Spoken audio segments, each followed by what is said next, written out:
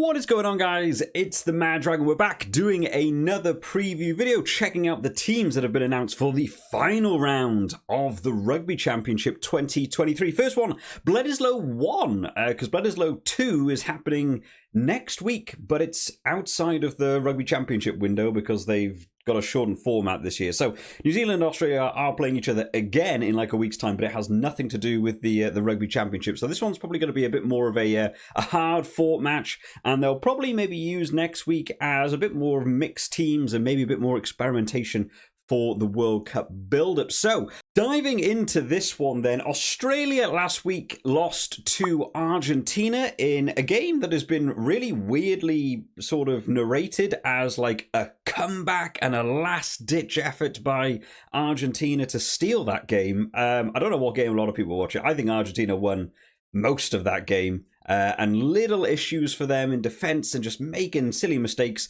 and Australia capitalising and running the length of the pitch to score tries, or there just doesn't happen to be a defender there to stop you scoring a try. I think that scoreline was very flattering to Australia. I certainly could have seen maybe a 14-point shift in that game had Argentina just made a couple of better decisions. But going into this one, Australia certainly up against it. There's very few games I do these preview videos for where you talk about Tier 1 international rugby where going into it, I already think this is going to be a very tough watch if you're a Wallabies supporter, because New Zealand are looking great at the minute. Before we jump into the actual team selection, I was watching Ryan Lowe's video. I'm hoping I've got his name pronunciation correct. I don't think I've ever actually heard him say his own name, and you should know by now, guys, if you watch these preview videos for long enough, if your name doesn't end in Jones or Davis, I'm just giving it my best shot. So hopefully I've got that correct. But he's an awesome YouTuber. Go check out his channel because I think he's completely underrated in terms of subscribers. He's got a very, very clever, very funny scripting. But I was watching his video talking about the preview going into this game. He's followed a bit more of the stats, which I haven't really done for the Rugby Championship compared to something like the Six Nations.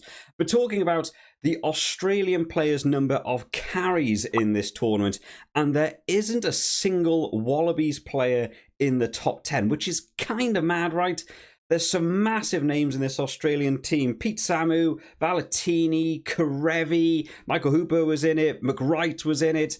You know, there's a lot of big names in this Australian team, and these lads aren't getting into the top 10. You might think, well, that's a bit harsh. A couple of them only played one game. Andre Hesterhazen only played one game. He's in there. Villy LaRue is a fullback. He's in there too. So, you know, it just goes to show how little possession Australia are having and actually being able to do something with the ball. When they have it, you've got people like now Kanita Wase and Koriobetti who are making huge meters. I think in terms of meters made, they've got some really good scores, but they're just not holding on to possession. And against a team like New Zealand, oh boy, this could be a rough one if you give up that type of possession. So, starting out then with the team that's been named. A couple of big switches around here going into this week. A couple of surprising decisions for me, but we'll have a look as we go through. So, Angus Bell, David Preki, and Alatoa coming in. So, Slipper moved to the bench. Alatoa taking over as captain, but I believe he does actually captain at club level, right? So I think he's going to be more than versed with being able to do this. They must have the most captains of any international side currently at the minute. Eddie Jones really testing the waters before the World Cup. Not a bad move, to be fair. Give everyone a shot and, you know, see who you want to be captaining your World Cup team going in there. In the lock department, Nick Frost comes back in alongside of Will Skelton. I've been quite impressed actually by the All Blacks line out recently. So these lads have got some tough opponents to go up against. New Zealand love a good set play, right? So coming off that line out, if you want to make disruptions, it could really have a bit of a knock-on effect to New Zealand if you can get in there. Will Skelton's certainly a very giant man. But, you know, in his past, I've certainly seen him give away a number of penalties. The last thing Australia will want will be like compound issues. Let's say if you give away a penalty, New Zealand move up the field and at the line out, you give away yet another penalty and just get moved further and further back. So I'll have to watch out for discipline because Australia right now, discipline is one of their key issues. Number of yellow cards, number of penalties. They're topping every team in the Rugby Championship as it stands. In the back row, Jet Holloway, Tom Hooper and Rob Valetini. Now, Tom Hooper coming back in. An open side flanker after playing half hour of his debut.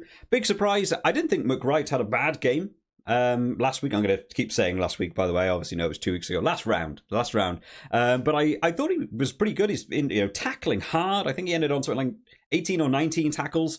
Which was, pretty solid considering how little possession they had. You've got to be making the tackles. You've got to take something away from that game. I thought McWright was actually doing okay. Tom Hooper coming back in. Eddie Jones giving him another shot. So you know, time to make the most of it. Tough competitors to make the most of it against them, unfortunately, going up against the New Zealand team in their current standing. In the halfback partnership, a switch up here. Tate McDermott comes in alongside Carter Gordon, someone that has been impressing me, someone that I didn't really hear a lot about going into this tournament, but man, taking the international scene by storm. Carter Gordon had to go on last week, play a completely different position. It wasn't ready to be going there and absolutely made the most of it. And I thought had a really good performance, to be fair. So looking forward to see what this adds to this team. Quade Cooper and Nick White really haven't felt as impressive as I was expecting them to be in this championship. This feels like they're going to be going for far less sort of organised play and maybe just a straight up attacking game going through Tate McDermott. We know how much he loves to little snipe little runs and just go himself. Carter Gordon looks like he's up for a good carry too. So you know what? Maybe this is a good move. Just go for a full-on attacking threat versus New Zealand rather than sitting back and let New Zealand play. Maybe they're going to try and up that possession and actually go on a more attacking stance for this one. And then finally, in the backs, this is a really nice set of backs, to be fair, for Australia. Samu Kerevi staying on the inside centre. Jordan Pataya goes in outside centre, obviously with Len Ikitau breaking his collarbone or clavicle. It was a bone in here. I'm no doctor. I can't remember what it actually said now. But Ikitau certainly was there for your consistency in the centre partnership. So hopefully he does get back in time to recover for the World Cup. But I think that's going to be a really tough ask for him. And then finally in that back three, Korobeti, Nawakanita Wase, who I heard people call him Marky Mark. I guess other people just struggle to say the surname, such as me. I might start calling him Marky Mark from now on. And then finally, Andrew Kellaway going in at fullback. Who's, I like him at fullback. He can play wing as well if you need him to. Tom Wright, as far as I'm aware, has just been chopped down and gone. I don't think he was doing terrible. But, out of a choice of the two of them, Andrew Kellaway, I prefer to see Andrew Kellaway there at fullback for me. But yeah, some big switch-ups here. I maybe would have kept McWright in at that open side flanker. I'm liking the backs though. I think 9 through 15 shows a real intent to be full on aggressive and go out attacking. And they've got some big ball carriers there. They know they can make good meters as soon as that defensive line opens up. But it's New Zealand. You've got to first of all get through that defensive line. But there's some good finishes in there. And hopefully Jordan Pataya has a good game at 13 because he gets moved around a lot in this Australian team. I feel like I see him in a lot of different places. In terms of the finishes then, Jordan Ulysses, James Slipper and Taniela Tupou coming in, who I think has been doing some stuff with the Australian 15 in like the Australian A, those like sideline games. But I don't think he's had an enormous amount of time on the pitch, so hopefully he gets to have a bit of time in this game. Richie Arnold and Rob Leota will be finishing off the replacement forwards. Nick White, Quade Cooper and Isaiah Parise will be the replacement back. So they've still got that experience on the bench to come on later in that game. But it's going to be about possession for me. If Australia can do better in terms of actually getting possession and keeping their hands on the ball and not just kicking it away or losing it or being able to actually compete at the breakdown, they might have a really good chance to be on the offensive. But we've seen what New Zealand have brought against, some other teams. They like holding onto the ball. And even if they're going to kick, they're doing kicks correctly and actually really punishing you. So, I mean, if you're 20-0 down on the board by the time someone like Nick White and Quade Cooper comes on, the performances I've seen so far in the Rugby Championship, I don't know if I see those two lads really shifting the game, hugely at that point. So we'll have to see how this team gets on. I'm a little bit skeptical about the forward pack for them, but the backs for the Australian, I think they're actually looking pretty good. Moving on then to the New Zealand team, who had a really good win against the Springboks last week. I really didn't see the game going the way that it did. So much domination in possession. That opening 20 minutes, 93% possession. And it's very hard to score points on the board when you just can't get the ball off these lads. Not to mention the kicking game. They've found a really nice axis now by having Richie Mo'unga at 10, Geordie Barrett at 12, and Bowden Barrett at 15. So many really dangerous kicking options. You've got to somehow mark all of them at the same time. And they're also all talented in very different ways in terms of their kicking. So they're just going to absolutely punish you. Will Jordan last week used brilliantly. I sort of gave a bit of criticism in the last preview video because I've always thought New Zealand don't utilise him correctly on the wing. He scores tries because he's Will Jordan. But I always feel like New Zealand don't do with him what the Crusaders do. And last week they really utilised him really well. They kept bringing him back inside. They were using him like a second fullback for loads of the game, and it was just disrupting the South African defensive line all game long. And if they do it again, I think this could be an absolute point fest, and New Zealand have backed this one as well. Like I said, this one is for the end of the Rugby Championship, so they've gone with, if it ain't broke, don't fix it, and just double down on it. So there's not a lot to talk about in terms of the team changing. So Ethan de Groot, Cody Taylor, and Tyrell Lomax in there as that front row. The front row scrimmaging from New Zealand has been good throughout this tournament. The set piece has just looked pretty good across the board for them, so I'm liking what they've got there. Lock department, Brodie Retallick and Scott Barrett in the locks. Now, Whitelock is back in the team. A lot of people I've seen saying, why is he not starting? He's not had a lot of game time. This is potentially a game, just for the Rugby Championship. Winning this game secures you the Rugby Championship. You've not had the game time. Bring him on in that second half. Get him back into the international scene. And then next week in Bledisloe 2, maybe the game to have Sam Whitelock play a bit more. I think this is a good move, having Retallick and Barrett start. In the back row, Shannon Frizzell. What a game. What a game he had last week. I was just immensely impressed by him. I think he could be securing that blindside flanker should, if he can keep that up. Dalton Papali'i comes in the open side flanker for the injured Sam Cane, unfortunately. Performing well, but that little injury, just wrap him up in bubble wrap, see if you can get him back for the World Cup. That'll be the main objective for this one. And then Ardi Sarvea in number 8, where of course we like to see him also taking over the captaincy. So nice to see, again, mixing up the captains with Sam Cane out. Why not get some more people experience on the board? Halfback partnership, Aaron Smith and Richie Mwunga, both of which playing so well last week. Richie Mwunga's kicking game, really nice to see. Mackenzie's kicking the first week wasn't, brilliant. His open play was quite nice, but his kicking towards the post, not great. Richie Mwunga stepping up. 10 is my shirt now. I'm having it. Get those kicks over the post. I thought he had a really, really good game as well as getting his try.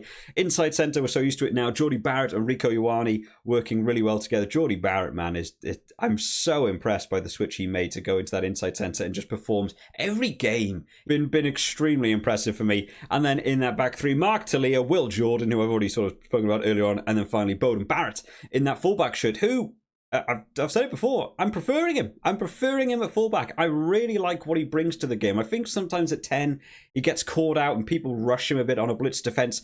I think one of the key attributes of Bowden Barrett is when he has time to just think about his decision. He's such a dangerous threat. Putting him at fullback just gives him that extra few seconds sometime in terms of distributing, chipping over the top, running it himself. I think he's utilised in such a nicer way. I prefer him at that fullback. I really think this New Zealand team is getting all the cogs in place before that World Cup. And then on the bench, we have Samsoni Taukiaho, Ofa Tuangafasi and Napo Laulala to replacement in that front row. No mention of Tamaiti Williams in this game. I thought he made a nice impact. I haven't actually looked it up or anything. I don't know if there's any news about an injury or something. Drop it down in the comment section. I haven't heard anything about that. I thought this would be a good game to have him in against an Australian team, on the ropes a little bit at the minute. I thought that'd be a massive confidence booster for him before maybe the World Cup comes around. As we already mentioned, Sam Whitelock back in the team now on that bench as well, alongside of Luke Jacobson. Cam Roygaard getting his chance. This was a name that I heard a lot about. People really hyped about him. I don't know a lot about him, and I've been waiting for him to come in this Rugby Championship. So he'll be making his debut, hopefully, in this game, and hopefully get some time on the board. Aaron Smith's a superb scrum half, but he's in the World Cup squad. He's playing those big fixtures. I don't think it would be the worst thing in the world if you put big points on the board in that first half. Take Aaron Smith off, give Roygaard a really good run out, maybe even play a whole half in this game, and just get some international experience again, leading towards that World Cup. Australia, I think, are probably a team you could maybe get away with doing that. But again, points on the board, you want to secure the Rugby Championship. They'll play it probably a bit safer, and next week will probably be where the team mixes up a bit more. And then finally in the replacement backs, Anton Linnett-Brown and Caleb Clark, who people are still questioning about Caleb Clark's presence. For me, I assume they're using him just in case, Winger gets injured, fair enough, but you could also use him as an extra forward because of his general size.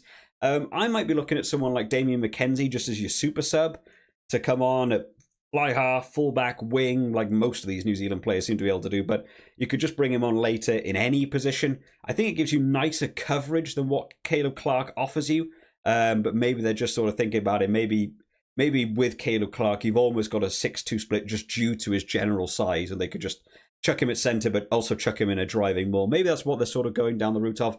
But certainly a massive game, and this New Zealand team, like I said, if it ain't broke, don't fix it. So what do we think about in terms of a score prediction for this one?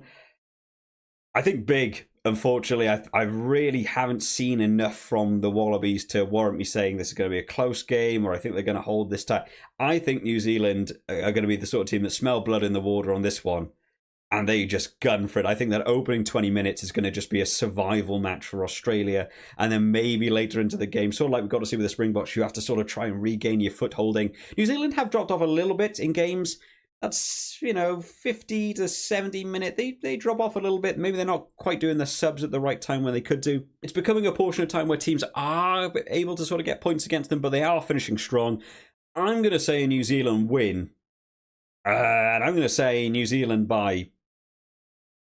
I'll say 20. I'm going to go out to 20, and I honestly think if that first half goes wrong for Australia and they keep giving away the penalties, the ill discipline, and New Zealand keep the possession that they have done and utilise it in the way they have done, I think it could even be more. But there we have it, guys. That's going to be the selection reaction for today. Make sure you drop down in the comment section your thoughts on the teams and your own score predictions. Of course, I'm sure Super Brew will be updating their teams pretty soon, so make sure you are also picking your fantasy teams and the predictions on there as well, and we'll be covering those on Monday. I hope you've all enjoyed this one today, guys. I will see you all next time.